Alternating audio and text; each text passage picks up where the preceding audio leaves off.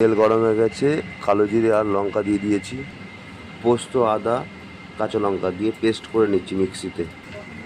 আদা জিরে লঙ্কা পোস্ত ভালো করে পেস্ট করে নিলাম একদম মিক্সিতে দারুণভাবে। এবার আমি মিক্স করা মশলাটা দিয়ে দিলাম।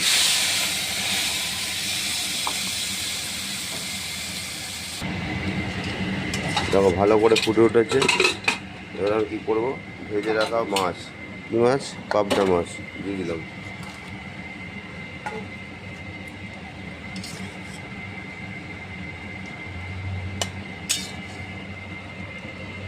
পরিমাণ মতো অল্প করে একটু জল দিয়ে দিলাম।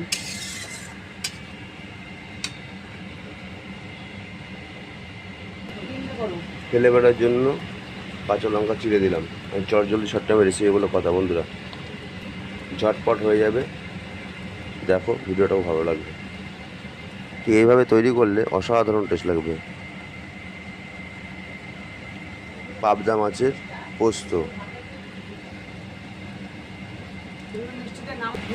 দিয়ে দেবো অল্প পরিমাণ চিনি। একটু মিষ্টি স্বাদ না হলে কিন্তু ভালো লাগে না, মিষ্টি স্বাদ না হলে পোস্ততে ভালো লাগবে না, তাই একটু চিনি দিয়ে দিলাম। দিয়ে একটু নেড়ে চেড়ে নিলাম।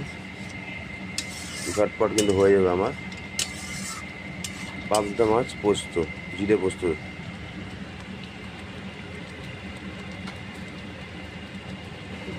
আমার কিন্তু রেডি হয়ে গেছে।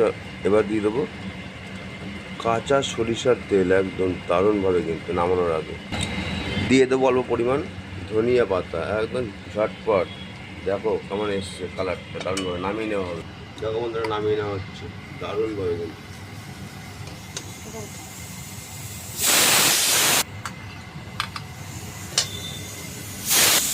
বন্ধুরা কমেন্ট করে বলবে যে কেমন হয়েছে,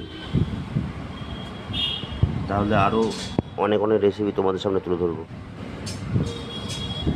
টাটা বন্ধুরা, ভালো থাকবো, সুস্থ থাকবো, এটা কামনা করি।